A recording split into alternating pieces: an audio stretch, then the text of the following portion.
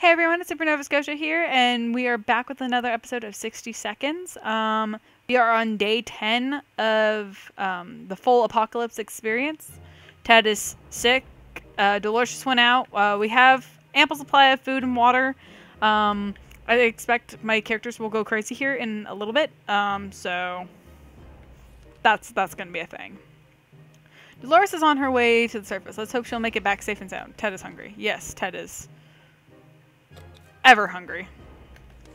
I have cancer days, though. We were admiring the radioactive landscape when we saw a young woman dressed in ragged camo clothing. She had a nasty-looking rifle, but she hailed us in a polite enough manner. She claims to be a hunter, tracking a big mutated spider. She ran out of ammo and told us that if we were to help her out, she would pay us back in a while. I don't have any ammo, though. That should be an option. That should be, like, a thing. This woman says she hunts mostly for food. Clearly she's an uncivilized savage. Delicious soup is what decent people eat these days. We were not amused and didn't give her anything. Where is water when Ted needs it? Right here, baby. The trash can of ours is getting disgusting. The good news is we don't have much of an appetite when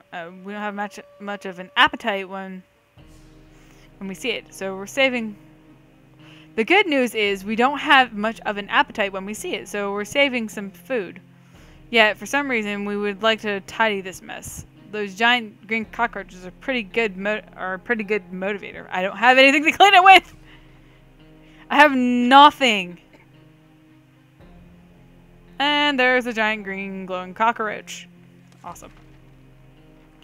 Oh my, that thing is huge! And there goes another one. Roaches everywhere. We're doomed. We already feel all dirty. There isn't much going on with Ted. No trouble, nothing new.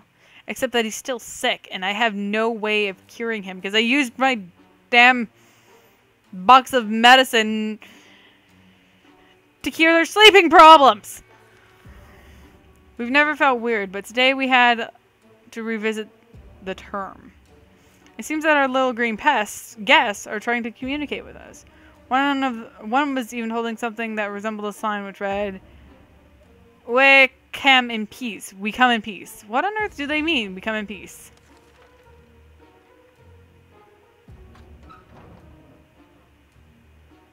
Oh. She does not look good. Where did they go? Talking to the products of your imagination is one thing, but talking to roaches? Come on. We're better than that, aren't we? We're glad to see Dolores come back safely from the wasteland. On the edge of town there used to be a parking lot. Now it looks more like a junkyard. Most vehicles are completely wrecked or burned down. We figured it was still worth checking out. It seems like the bomb interrupted someone's picnic. Thankfully, they were big fans of tomato soup, and the indestructible cans were scattered all around the parking lot. In one of the trunks, we found a leather suitcase. It's almost untouched. We're a bit disappointed there was nothing inside, but the suitcase alone will just be fine. In a trunk of a wrecked car, we found a fine, sharp axe. That vehicle must have belonged to a lumberjack or a serial killer, or both, perhaps. Dolores would really love to eat. Dolores is really tired. Ted, so there's no need to worry about him. He's okay. Okay. You get food. You get food. Ring, ring. There we are. There we are, thinking we would never hear a telephone signal again. Then suddenly a phone starts ringing from somewhere outside. We figured it's a phone booth across the street. Should someone go answer it? Dolores needs to rest, and Ted is still sick. It's just way too dangerous to just randomly run to a ringing phone in the middle of a radioactive ghost town. We're not taking any chances. It took a while before the ringing stopped. It was pretty annoying for all of us. Dolores has not eaten for a while. Ted should drink something soon. Okay, he's getting water. Oops. He's getting water. She's getting soup. Nobody's in a condition to go outside. When Dolores came back from the expedition the other day, she had a tiny scratch on her leg. It didn't seem serious at the time, but Right now, it's quite a terrible sight. If we don't do anything about it, losing one leg will be a minor inconvenience in comparison to what might happen. Time to chop off that leg. Her leg is still there, though. If there was one thing we would never consider, it would be cutting off any part of Dolores with an axe. Not only would she object to this, she would probably take matters and the axe into her own hands. It was in our best interest to avoid such a situation. We did use the heated axe blade to clean her wounds, and the infection seems to be fading away. The operation wasn't pretty, though, and we damaged our axe. Dolores would really love to eat something. Dolores will not last long without water. Ted seems to be doing alright, even though the road has gone to a crappy place. You get both, and you get some food. I have food for days! Nobody can go outside.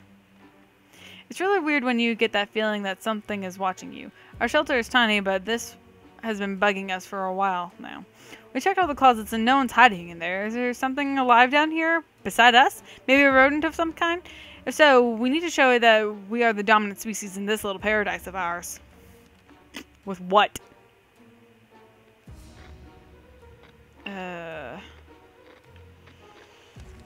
Let's see. As we were running around looking for something to smash that furry rodent with, it just disappeared.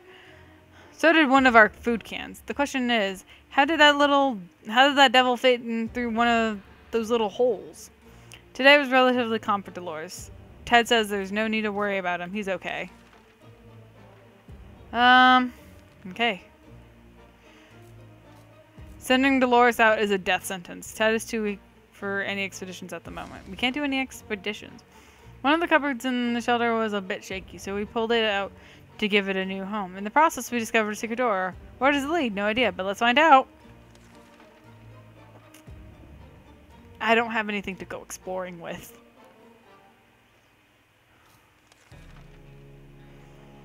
Some things are better left untouched and unknown. Whatever is behind that door will stay. We'll have to stay there. We also stacked some furniture against it just to be sure nothing and no one comes through them. Life is hard for us right now, but Dolores is in a good mood. We hope it stays that way. Ted needs water to survive. Ted has rested.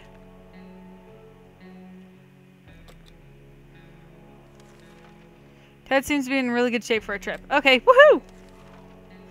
Instead of surviving in these conditions, let's hope this will be over soon, or else we might end up dead in some wasteland ditch. That's not something we are looking forward to. Day 18. Being stuck in such a tiny shelter would make anyone a bit apathetic. We need to stay calm and await the rescue. Surely they're coming for us, right? There has to be some water left. Dolores should get it. Ted is still sick. Yes, I'm very well aware of that.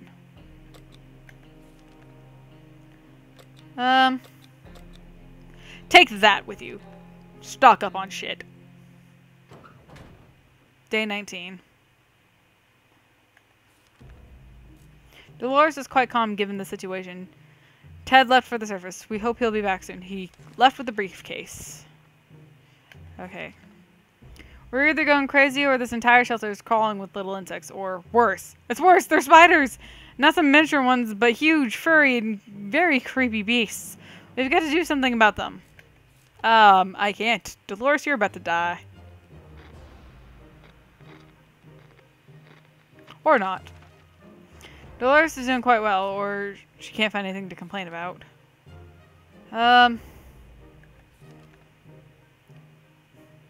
We can keep sitting on our backsides here in this tiny little bunker, or we can start thinking about getting away as far as possible from this radioactive wasteland. Who would have thought that the Reds would ruin such a lovely neighborhood? We could do it on our own. The escaping part, not the ruining part, of course. However, there might be someone out there who can help us. Let's keep our eyes and ears open. Okay, I'll turn on the radio. Day 21. We knew it. The government has not fallen. They're coming to save us. They didn't give exact dates in the radio transmission, but we're sure they won't keep us waiting long. They said they'll be in touch in a couple of days and told us to wait for their instructions. Dolores would love something to eat. Love to eat something. Dolores will not last long without water. Okay, you get all the rations. I don't have either of those.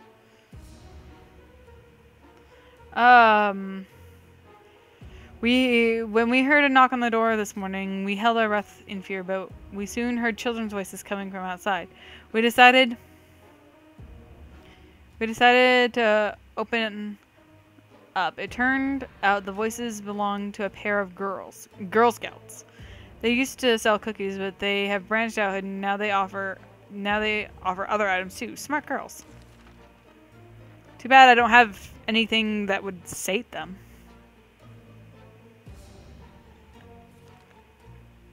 Although the girls are very brave, to walk around the wasteland like that, sadly they didn't have anything of interest to us, so we declined their offer. They wished us a nice day and left. Dolores was quite calm given the situation.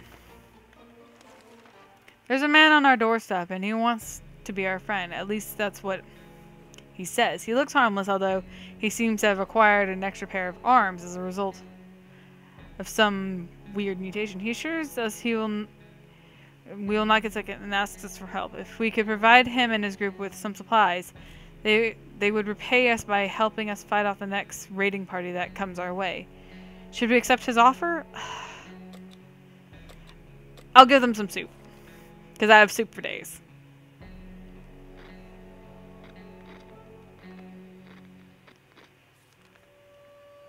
Whether it was pity or just fear of bandits, we're not sure. But in the end, we agreed to his terms. We will be calmer knowing that someone else is looking out for us, especially someone with so many arms.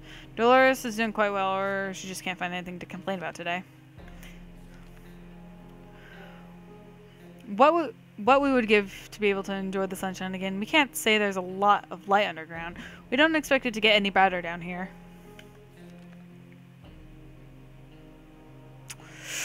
Ted's been gone for a while. Is he okay? Did he die? That would be tragic. As long as we're safe, we can stay calm down here. Dolores will not last long without water. Okay, you're getting some water today then. We found some weird mushrooms growing on one of the walls. Food shortage is no laughing matter, so maybe it'd be a good idea to grab a mushroom bite or two. What's the worst that can happen? How about no? Like, no? Just no. Oh, Ted, you're looking worse for wear. But you got some water. We may be hungry, but there are just some things we will never eat. Wall fungus is one of them. Ted has safely returned from his voyage to the surface.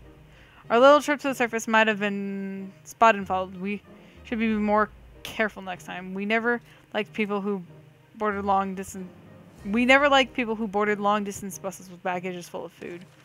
Especially the kind that smelled bad, but in our current situation, we will be more than happy to find suitcases filled with canned soup, or even some smelly cheese. Our local athletics team was preparing to depart for a championship taking place somewhere in the boondocks.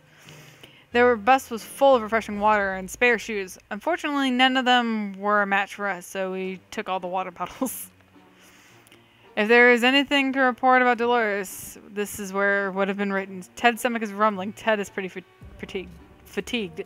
Ted is really tired. He gets all of it. Ring, ring.